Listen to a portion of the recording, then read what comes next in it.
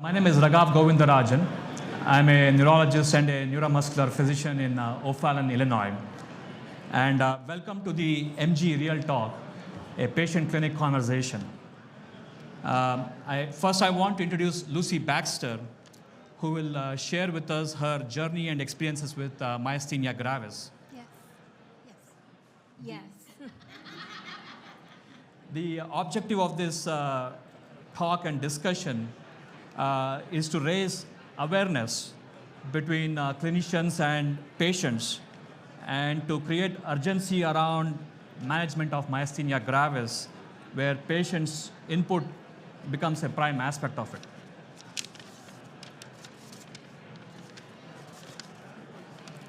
So, Lucy, tell me a bit more about your clinical experience, your experience and your journey with myasthenia gravis. Yes. I was diagnosed when I was 14 years old, and the journey has been quite amazing. When someone tells you you have myasthenia gravis and there's no cure, it's so scary. And I experienced that at 14 years old. But through the journey, having really good doctors on my team, everything, it's been 35 years, so it's been amazing. That's awesome. Now, in my experience, patients with myasthenia, they become experts in myasthenia. How can we get patient input and make them partners in setting goal for treating myasthenia and also setting treatment goals for them? Yes. I think my experience has been that, and I think that doctors should be more aware of the whole person. Their mental health comes because we're already really scared of what's happening. We have a box of myasthenia gravis, everything that the books tell you, but then as a patient, you're experiencing just high anxiety, mental health, depression, all of that, especially as a girl, as a woman, all of that has just gotten, sorry. I understand. But something that I experience with the doctors is that while they tell me the diagnosis and all of that,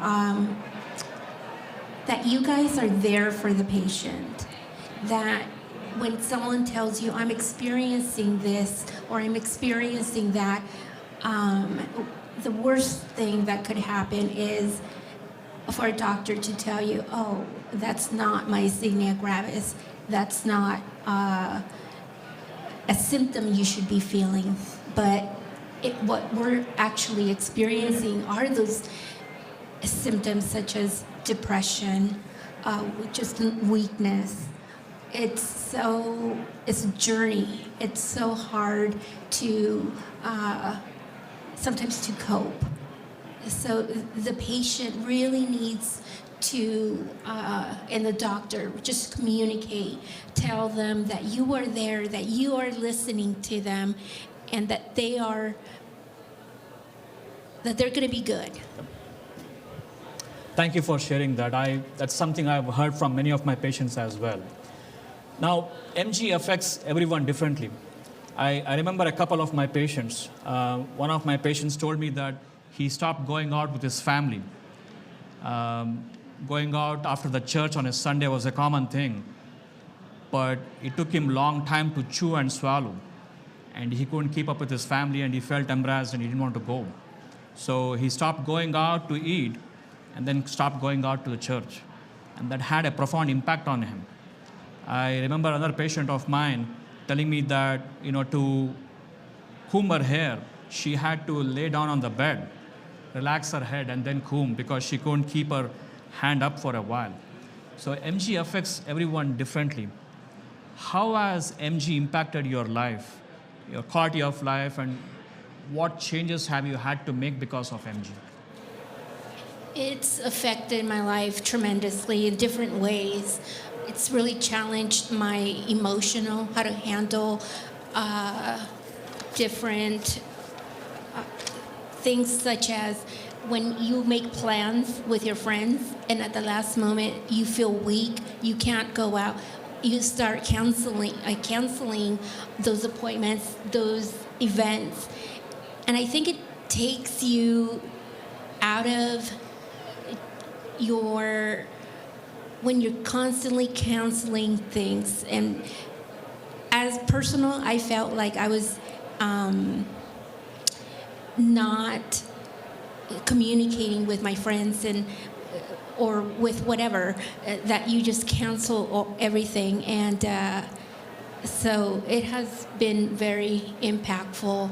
Just the past years, I've had a couple crises, and I end up with getting the intubation, all of that. That's so hard once you get out of intubation, to regain that strength. It's so difficult. And I know the nurses are telling you, let the machine breathe for you, but when you're awake during an intubation, it's horrible. The feeling that you feel that you're trying to catch your breath and not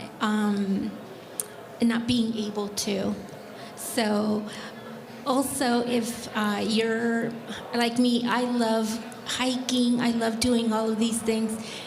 And I think as a patient, when you surround yourself with people who inspire you, that are there for you, and that they know that you can't literally hike that mountain, but with friends and everything, that they help you, it's amazing. I think I lived a very good life.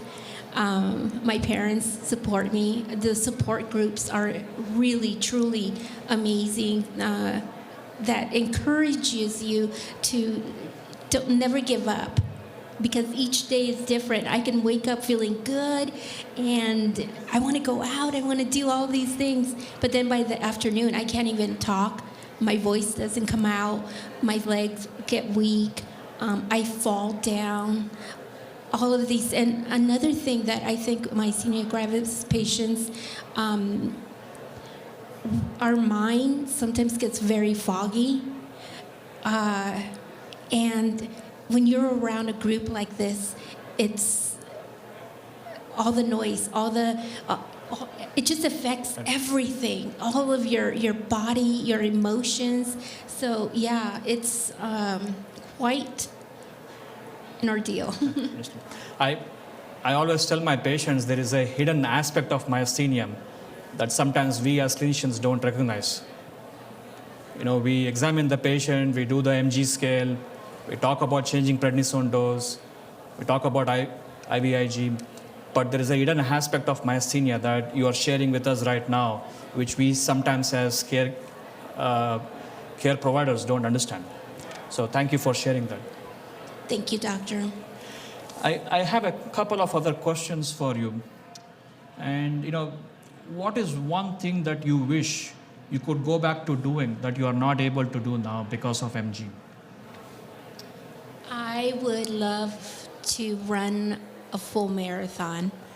I actually, in 2017, I practiced with my church group. There's a group of ladies, and we were training to do the half marathon. So the first try, I literally passed out on the 11th mile mark. Like, my body just gave out, and I ended up in the hospital. So the next year, I'm like, I'm going to do this again. And I got up, and I walked, and I was like, I could one step at a time. And all the runners, when I just kept seeing them, like, you're in this space of just amazingness. And so I kept walking, and you guys, the most amazing feeling was to cross that finish line, 13.1 miles. And I think I was probably the last one that walked through that line, but just those are the things that you guys can share with your patients that they could live a good life. They could go hiking. They could go. There's no ties to you to myasthenia gravis. You can do everything. We just do it slower. And so I've learned that my limits, I've learned how to tell when my body feels tired. Before, in my younger days, I would push myself.